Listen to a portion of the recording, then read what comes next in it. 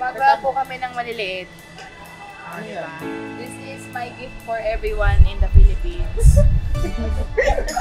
So currently po, nagpapalit kami ng gold foil dito sa may stars, pang decor. So una, nilulukot namin yung gold foil. Ah, puto-puto! Ayan, kailangan pino yung dukot. Tatanggalin natin yung takip ng double sided para maidikit na. Wala sa listahan. Volunteer ako. Ito po yung aming isa sa decor. Ayan. May palabubo siya dito.